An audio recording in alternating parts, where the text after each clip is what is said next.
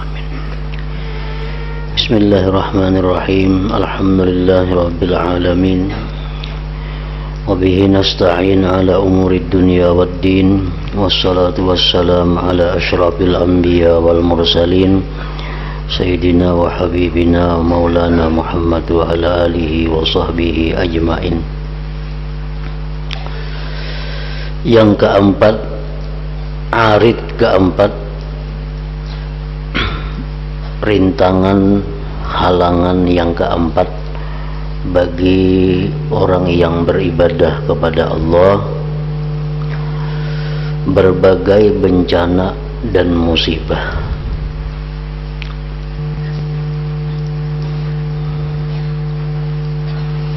Berbagai bencana dan musibah. Untuk menghadapinya bencana dan musibah itu hanyalah dengan bersabar, artinya bersifat sabar. Karena itu engkau harus bersabar dalam segala bidang kehidupan.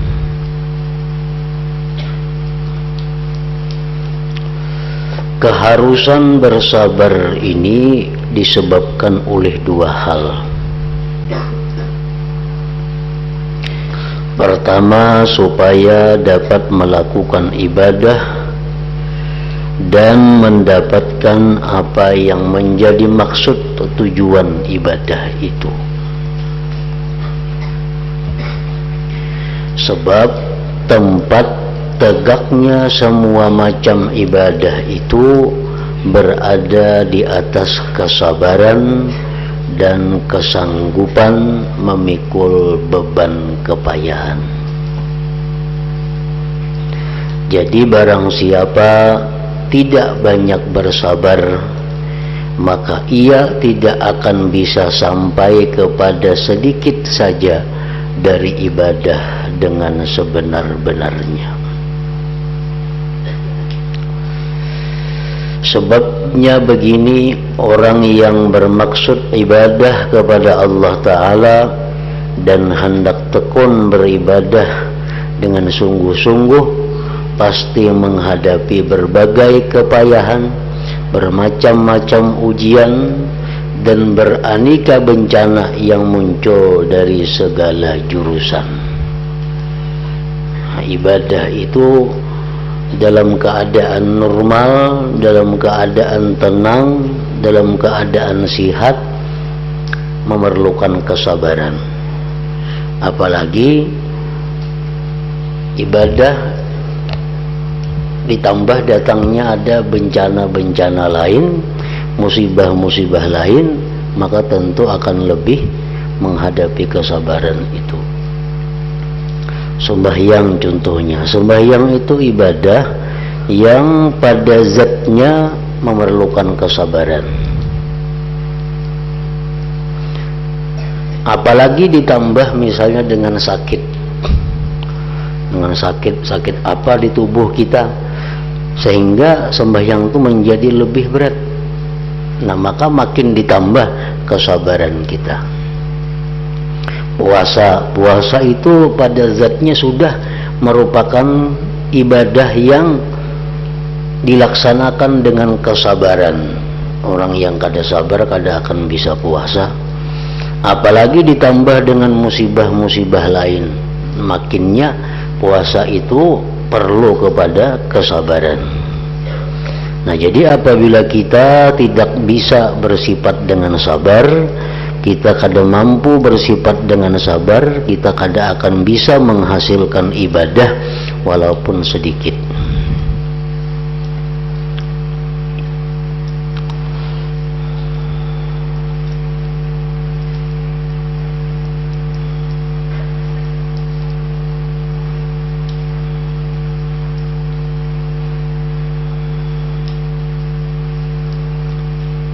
Contohnya yang sulit dilakukan adalah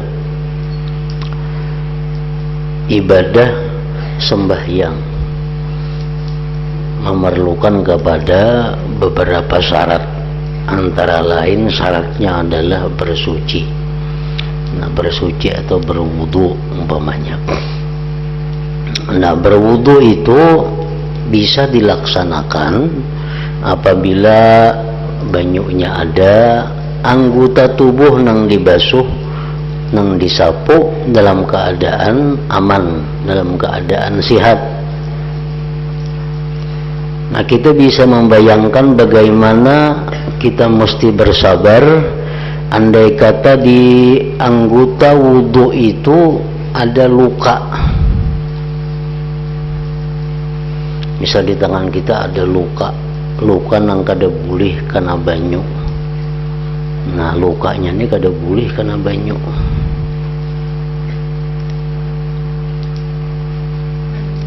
Maka sembahyang harus tetap dilaksanakan. Nah, maka caranya itu adalah bertayamum terlebih dahulu. Tayamum terlebih dahulu. Tontong bertayamum, kaina hanyar baudu pulang. Kenapa maka bertayamum? Tayamum itu menutupi, mengganti anggota nang kada kawa kana banyu itu. Misal di tangan kita misalnya luka. Nah, di sini luka umpamanya. Kada boleh kena banyu. Kalau kita nak sembahyang baudu, bertayamum dulu. Kenapa? Ini kada boleh bang kena banyu. Jadi bertayamum dulu. Tontong bertayamum, hanyar kita baudu. Kalau kita tinggal ininya, nang lukanya nih, hanyar boleh sembahyang. Nah, jadi itu memerlukan kesabaran. Amun lukanya ini beparban lukanya di tangan, misalnya lukanya beparban, makin sulit lagi. Pertama dulu bertayamum, yang kedua baudu, sembahyang. Kayaknya sembahyangnya diulang pulang bila sihat. Karena apa? Karena lukanya ini di tangan, nang mana tangan ini anggota wudu dan anggota tayamum sekaligus. Nah, jadi memerlukan kesabaran. Bila kada sabar, ya kada ada sembahyang. Ngalihan itu bagun diulang-ulang ini sembahyangnya. Nah, padahal tayamum dulu. Tayamum kan ditinggal, karena parban, kada kana kulit artinya. Kayaknya baudu pulang, baudu ditinggal pulang nih, karena parban. Sembahyang, kayaknya mau sudah sihat sembuh, diulangi sembahyangnya itu. Nah, jadi itu contohnya bahwa ibadah itu sendiri sudah memerlukan kesabaran, ditambah lagi pulang ada musibah, ada penyakit, maka makin memerlukan kepada kesabaran.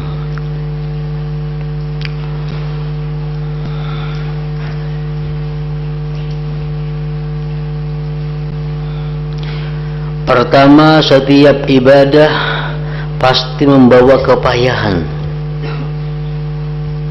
Karena itu agama mendorong hamba supaya beribadah dengan sabar dan menjanjikan pahala kepada hamba yang sabar beribadah. Karena ibadah tidak akan dapat jika tanpa menggempur kesenangan nafsu dan mengalahkannya. Sebab nafsu adalah perkara yang mencegah hamba dari melakukan kebaikan.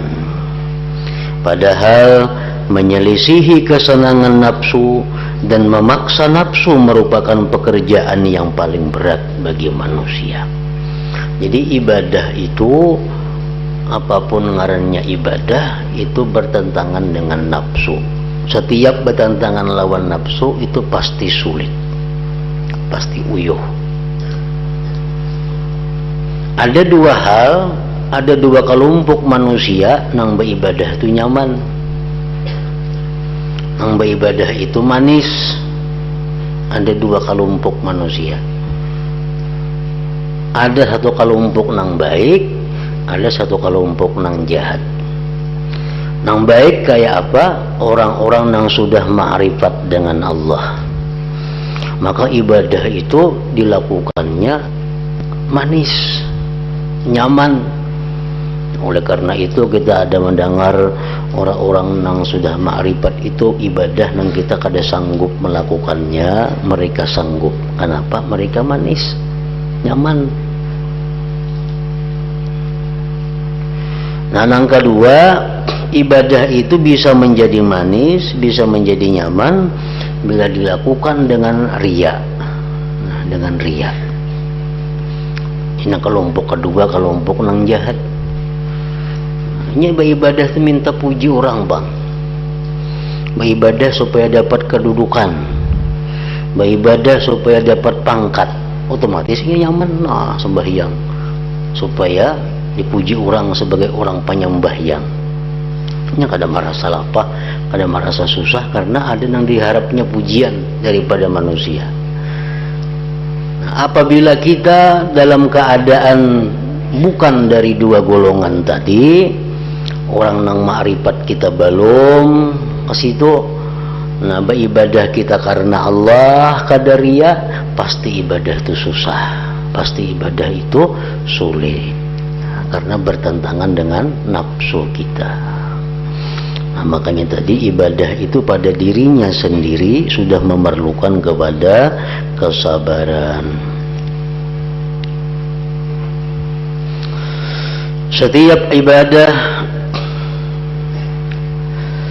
pasti membawa kepayahan, karena itu agama mendorong hamba supaya beribadah dengan sabar dan menjanjikan pahala kepada hamba yang sabar beribadah, karena ibadah tidak akan didapat jika tanpa menggempur kesenangan nafsu dan mengalahkannya, sebab nafsu adalah perkara yang mencegah hamba dari melakukan kebaikan, padahal menyelisihi kesenangan nafsu dan memaksa nafsu merupakan pekerjaan yang paling berat bagi manusia.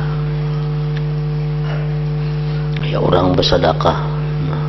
Orang bersedekah bagi orang-orang yang sudah ma'rifat dengan Allah, mereka tuh kada susah.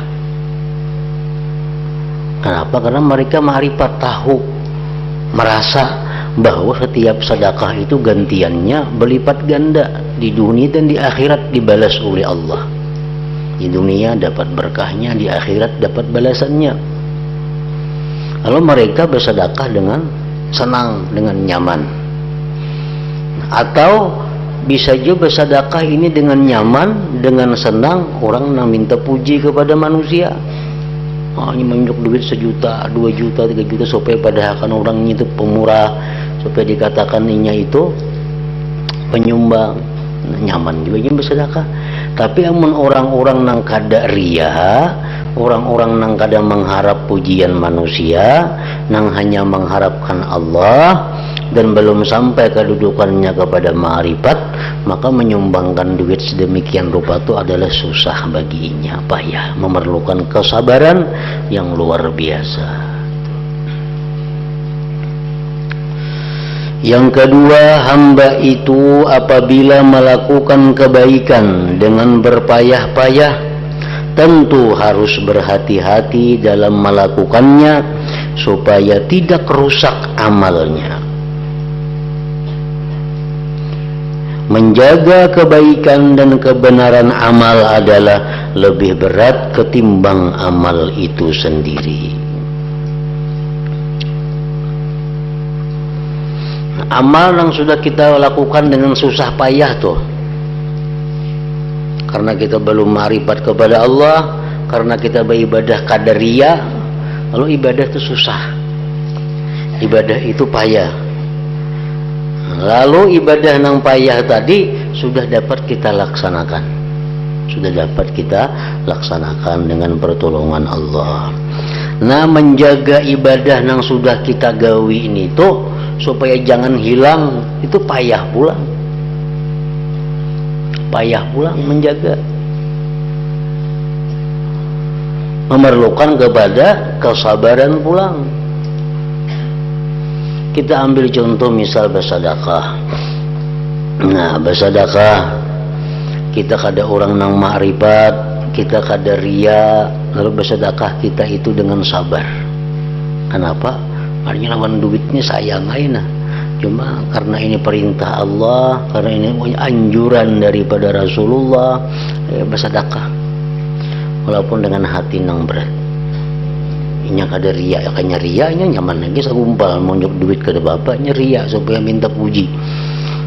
Atau inya ma'rifat nyaman ini kada ma'rifat kada inya ria kada orang nang salikin. Orang salikin sedekah susah payah sabar, sedekah 100.000 200.000 1 juta. Nah kaina menjaga sedekah ini supaya tetap utuh sampai bisa dinikmati gina pahalanya di akhirat, itu memerlukan kesabaran pulang. Kenapa? Karena sedekah yang sudah baik tadi kita simpan, bila kita kada bisa menjaganya bisa hilang. Dari apa? Banyak hal-hal yang bisa menghilangkan sedekah pahala ibadah-ibadah itu. Antara lain dengan menyesal umpamanya. Nah, bila menyesal otomatis pahalanya hilang. Ini bersedekah dengan ikhlas karena Allah, padahal sayangnya lawan duit nih, cuma karena disuruh agama kita menyumbang, sumbangkan dengan berat hati, sabar, diterima Allah karenanya ikhlas, diterima Allah. Bersedekah 1 juta atau 2 juta 3 juta, sebulan kemudian inya berada dalam kesusahan, dalam susah. Dahulu aku menyumbang 3 juta, aku memberi 3 juta. Semalam nyaka-nyaka aku beriakan itu aku ada juga duit ini nasagan napakah misalnya. Tapi nya dahulu aku beriakan ada 3 juta, 4 juta. Ada sing duitan lagi. Lalu timbul ada penyesalan dalam hati bersedekah tadi. Nah, itu hilang pahalanya. Itu menjaga pulang itu menjaga itu perlu pulang kepada kesabaran. Atau manni wal adza, itu contohnya menang menghilangkan pahala sedekah. Kita bersedekah lawan orang susah payah kita bersedekah, berinya. Oh sekalinya orang nang kita beri tadi memusuhi kita, maka tuhuk diberi, tuhuk dibantu. Dengan susah payah kita membantuinya karena Allah pang. Nah susah payah sekali timbul memusuhi kita, lalu kita ini mengisah-ngisahkan ke lain. Terus si anu tuh musuhi aku bener wah ini, padahal dahulu tuh aku bantu. Nak nukar sepeda ditukarakan, nak nukar ini dihutangi, nak nukar ini dimacam-macami. Nah karena itu hilang pahalanya. Hilang pahalanya. Kenapa? Karena kita man wal adza ngarannya. Nah jadi itu perlu kesabaran pulang. Kita bersedekah lawaninya, membantuinya sudah penuh kesabaran supaya ikhlas karena Allah. Timbul sekalinya orangnya memusuhi lawan seorang, menyakiti lawan seorang, itu diperlukan pulang kesabaran yang luar biasa supaya kita bisa menjaga sedekah kita lawan ini tuh jangan hilang pahalanya, jangan hilang. Karena sedikit saja ada menyebut-nyebut jadi hilang pahalanya. Nah itu ujian juga kepada orang yang beribadah. Yang ketiga, memang tadi kan kita bersabar menghadapi ibadah. Yang ketiga pulang, dunia adalah tempat ujian dari Tuhan. Dunia tempat ujian dari Tuhan. Barang siapa hidup di dunia pasti mengalami musibah dan ujian-ujian dengan kepayahan-kepayahannya. Ujian itu bermacam-macam, ada yang berupa musibah yang mengenai keluarganya, kerabat-kerabatnya, saudara-saudaranya, teman-temannya, sebab mati, sebab hilang, sebab berpisah. Ada kalanya berhubungan dengan dirinya karena berbagai penyakit, ada yang mengenai kehormatan sebab orang-orang lain pada memusuhi orang tersebut, masyarakat ingin menjatuhkannya atau menghinanya, membicarakannya dan berkata-kata dusta tentang dirinya. Ada pula yang mengenai harta bendanya sebab hilang misalnya, sebab kerugian misalnya. Masing-masing musibah itu menimbulkan rasa sakit dan panas. Yang satu berbeda dengan yang lainnya. Jadi hamba perlu kesabaran untuk menghadapi semua musibah tersebut. Kalau tidak sabar, maka keluh kesah dan kesusahannya tentu bisa mencegahnya dari tekun beribadah. Kita sudah kawa bersabar melakukan ibadah sembahyang, sabar kita. Artinya susah payah tapi kita mampu mengatasinya dengan baik. Kita mampu bersedekah padahal susah, padahal payah, tapi karena ini anjuran Allah kita bersedekah. Kawa kita laksanakan dengan baik karena Allah. Nah, lalu kemudian datang musibah. Datang musibah kepada keluarga kita, datang musibah kepada diri kita, penyakit-penyakit. Datang musibah kepada pribadi kita, kita difitnah orang, kita dizalim orang, kita disambat orang, kita dicaci maki orang. Ada musibah kadang-kadang menerima mengenai harta bendanya. Nah, bila kada sabar nangka itu, maka akan mengganggu ibadah.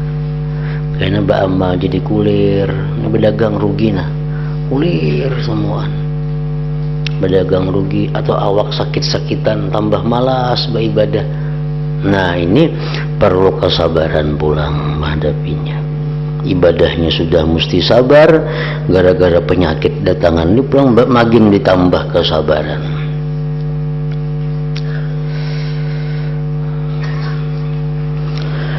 Yang keempat, orang yang mencari akhirat itu lebih keras cobaannya dan lebih banyak ujiannya selama ia hidup di dunia. Jadi jangan kita anggap bahwa kita menuntut ilmu, kita banyak beribadah, hidup kita akan mulus. Jangan dianggap kayak itu. Makin kita mendekat kepada Allah, makin kita mendekat kepada surga, ujiannya makin keras, musibahnya makin berat yang kita hadapi sesuai dengan tingkatan kita. Musibah-musibah itu akan selalu kita hadapi selama kita belum sampai kepada tingkatan ma'rifatullah yang sebenarnya. Nah, bila orang sudah sampai kepada ma'rifatullah itu kada ada lagi baginya istilah musibah, karena ia sudah kenal dengan Allah Ta'ala. Apapun yang diberikan Allah ia senang, apapun yang dijatuhkan Allah kepadanya ia ketuju. Jadi kada ada lagi istilah musibah lawan inya. Tapi selama hendak mencapai kedudukan menjadi orang yang dekat dengan Allah, nah itu luar biasa godaan cobaannya. Makin kita dekat makin susah payah. Nah, jadi jangan beranggapan bila kita nuntut ilmu, kita beribadah, hidup kita akan nyaman, rezeki kita pasti akan luas, semua berjalan mulus. Nah, kada macam itu. Pasti ada cobaan-cobaan. Cuma kadang-kadang orang-orang tertentu itu ada yang diberi Allah kemudahan menghadapi ujian-ujian itu.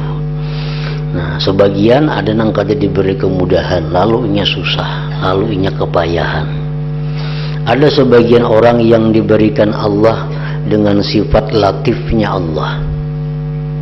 Orangnya diberi Tuhan musibah penyakit, diberi Tuhan musibah harta, diberi Tuhan musibah keluarga, tetapi Allah memberikan kepada dirinya sifat latif sehingga kada terasa.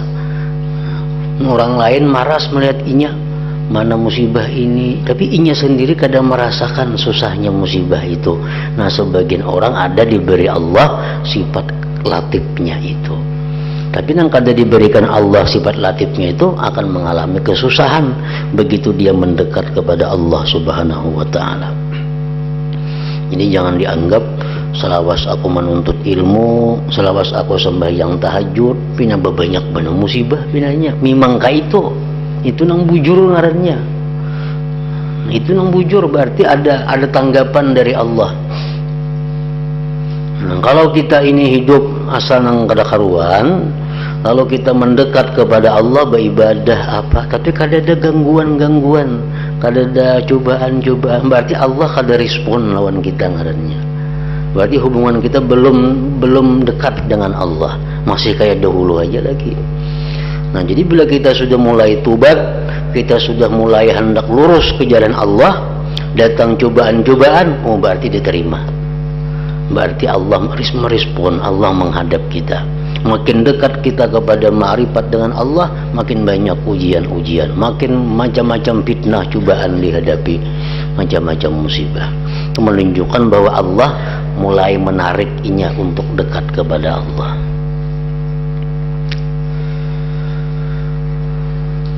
Orang yang mencari akhirat itu lebih keras cobaannya dan lebih banyak ujiannya selama ia hidup di dunia.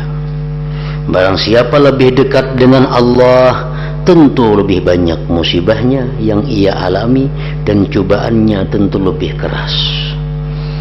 Tidakkah engkau pernah mendengar Nabi Muhammad sallallahu alaihi wasallam bersabda, "Asyaddun nas bala'an al-anbiya, summal ulama, summal amsalu fal amsal." Artinya manusia yang paling keras cobaannya ialah para nabi. Itu paling keras cobaannya. Tetapi para nabi ini mereka menerima cobaan dari Allah, ditolong oleh Allah. Lalu mereka kadang merasa mengalami kesusahan. Nah, karena mereka sudah ma'rifat dengan Allah. Seperti Nabi kita dihina, sidin balas dengan doa kebaikan. Nabi kita diludahi, muhanya dibalas dengan senyuman. Nabi kita dipukul, dibalas dengan pemberian. Nah, kadang merasakan Nabi yang demikian itu kesusahan. Karena apa? Karena beliau sudah ma'rifat dan ditolong oleh Allah. Summal ulama, kemudian ulama, summal amsalu pal amsal.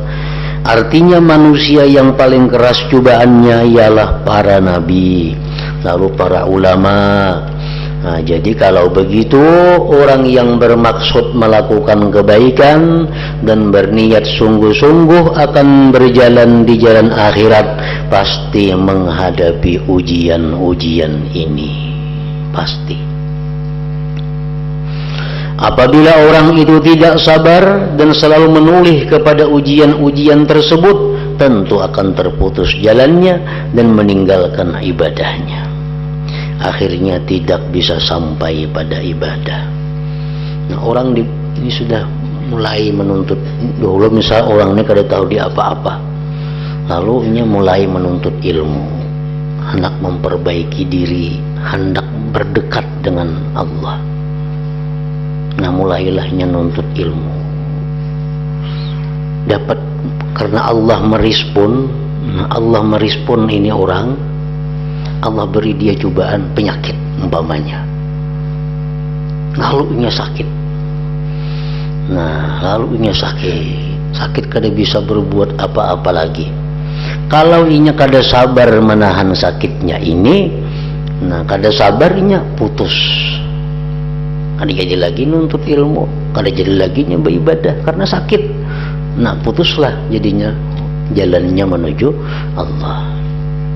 Ada orang yang begitu hendak mendekat dengan Allah, mulai nuntut ilmu, mulai mengamalkan wirid-wirid, jatuh bangkrut.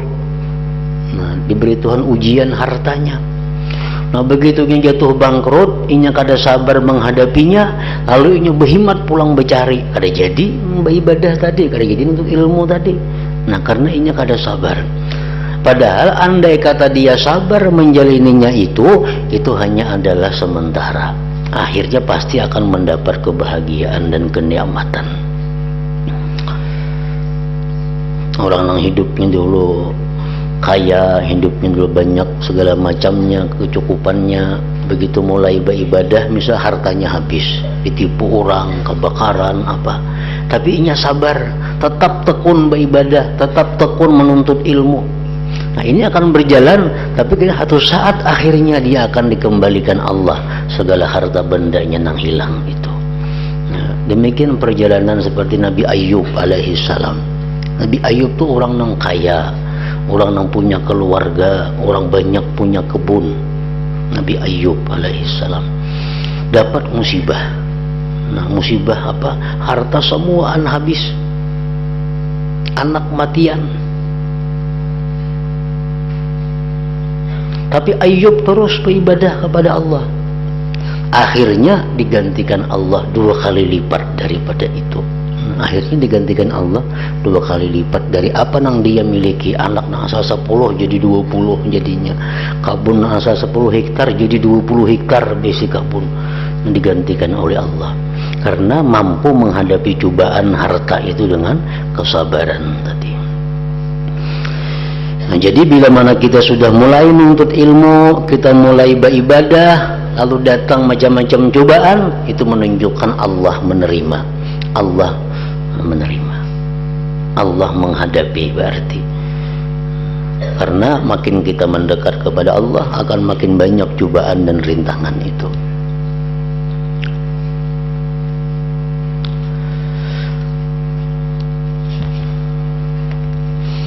Jadi kalau begitu, orang yang bermaksud melakukan kebaikan dan berniat sungguh-sungguh akan berjalan di jalan akhirat, pasti menghadapi ujian-ujian ini.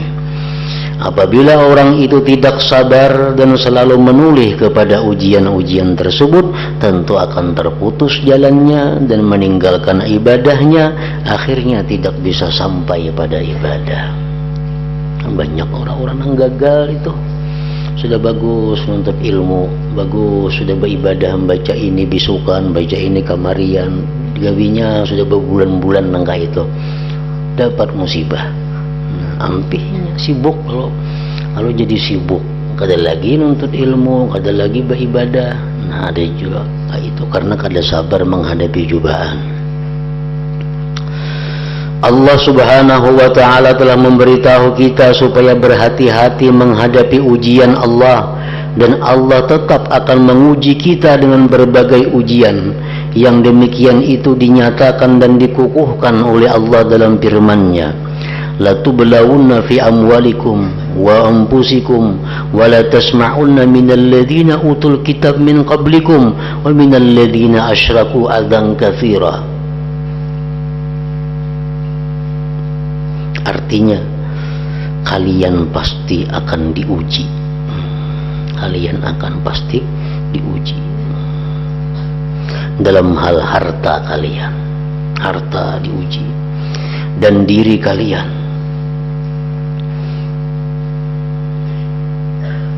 Pasti banyak mendengar omongan sambatan yang menyakitkan hati dari orang-orang yang diberi kitab sebelum kalian dan orang-orang musyrik.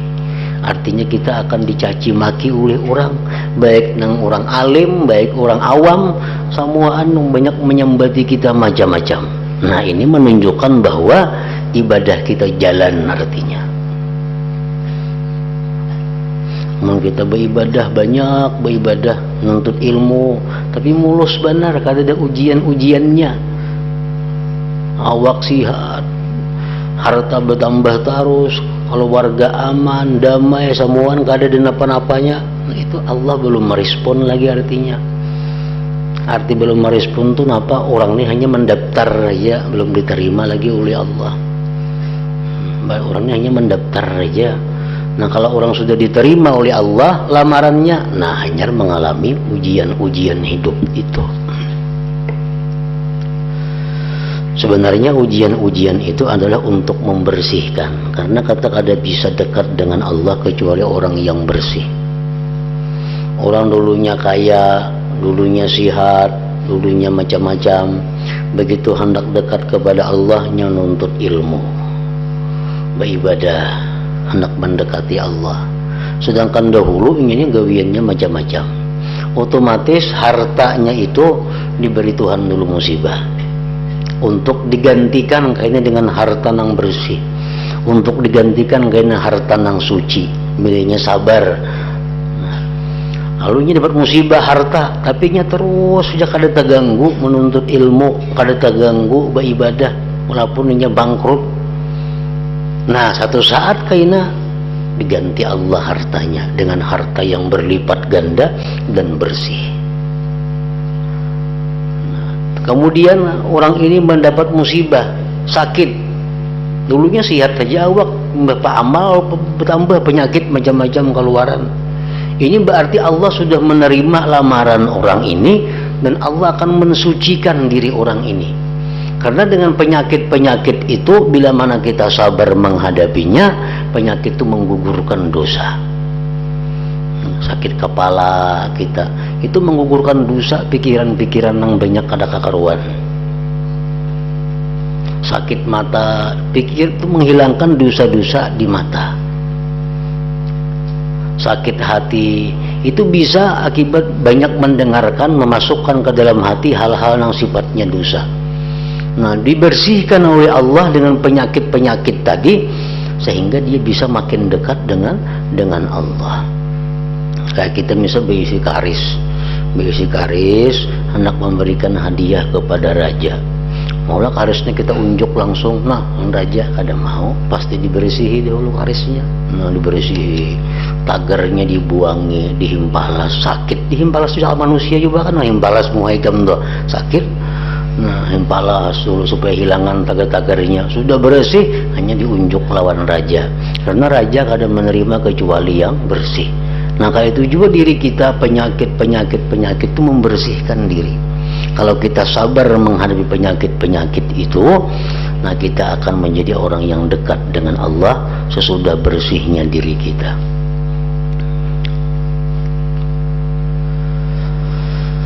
Kalian pasti akan diuji dalam hal harta kalian.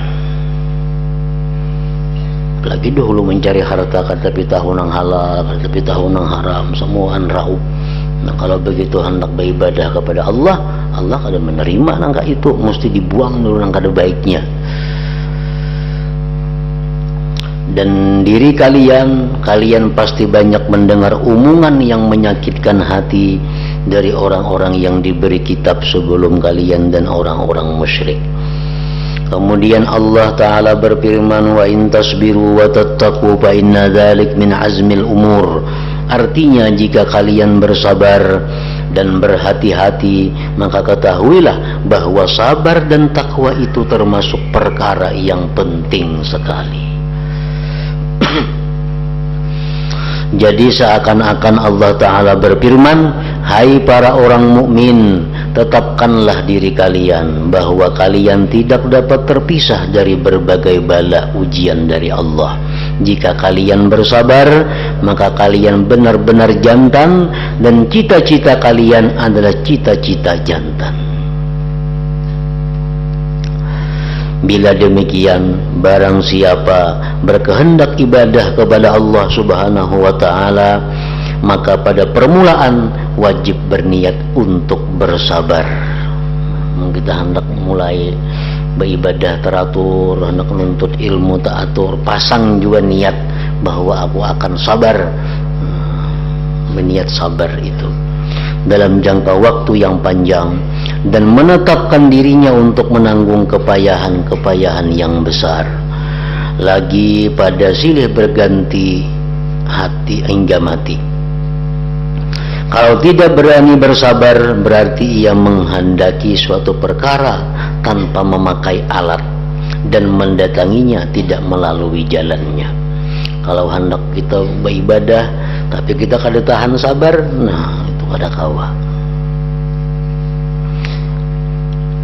Sungguh telah dituturkan dari Al-Fudail rahimahullah bahwa beliau berkata, barang siapa bermaksud menempuh jalan akhirat, maka hendaklah ia menjadikan pada dirinya 4 macam kematian, yaitu kematian putih, kematian merah, kematian hitam, dan kematian hijau.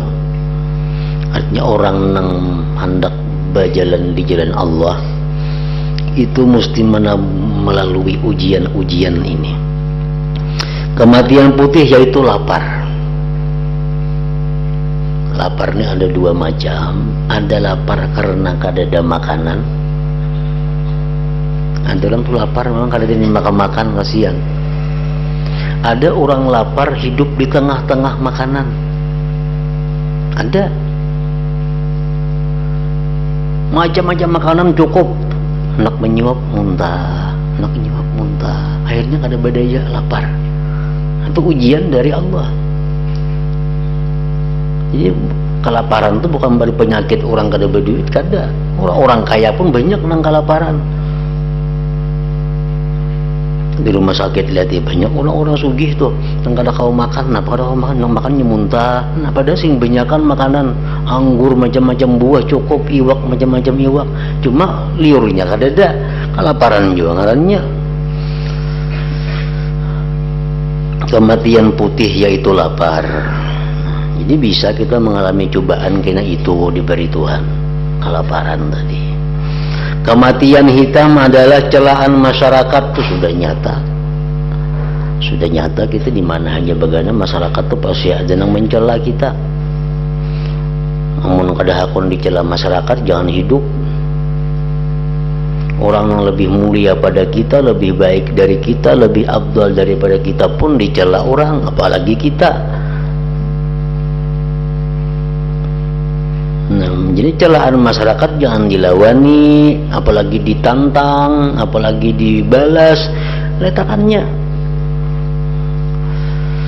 Kematian hitam ialah celaan masyarakat. Kematian merah ialah tidak mau mengikuti ajakan syaitan. Syaitan membawa ini dilawan, syaitan mengajak ini dilawan. Dan kematian hijau adalah peristiwa-peristiwa, artinya musibah-musibah yang terjadi silih berganti. Jadi kalau kita hendak berjalan menuju Allah, itu 4 macam musibah yang kita lalui. Kita mesti siap menghadapi kematian-kematian itu. Kematian putih, merah, hitam, dan hijau tadi. Nah yang kedua, perkara kedua yang mengharuskan bersabar, yaitu kesenangan dunia dan akhirat. Kenapa kita mesti bersabar? Karena 2 hal. Pertama, agar ibadah kita bisa jalan. Kalau kita kada sabar, sudah putus tengah jalan. Karena ibadah itu susah, apalagi ditambah datangnya macam-macam musibah, maka beribadah makin susah. Menghadapinya dengan sabar agar bisa terus berjalan. Nah yang kedua, kenapa kita mesti bersabar pulang?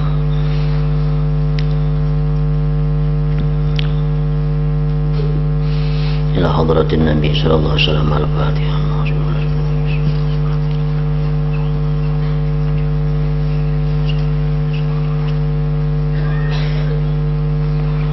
Bismillahirrahmanirrahim. Alhamdulillah rabbil alamin. Wa salli wa sallim ala sayyidina Muhammad wa alihi wa sahbihi ajma'in. Allahumma ighfir lana ma akhta'na wa ma ta'ammadna wa ma asrarna wa ma a'lanna wa ma asrafna wa ma anta alam bihi minna. Antal muqaddim wa antal muakhir, la ilaha illa anta. Allahumma anfa'na bima 'allamtana wa 'allimna ma yanfa'una wa zidna fahman wa ilman wa amalan wa hudan wa tawfiqan bi rahmatika ya arhamar rahimin. Sallallahu alaihi Sayyidina Muhammad wa alihi wa sallam. Alhamdulillah.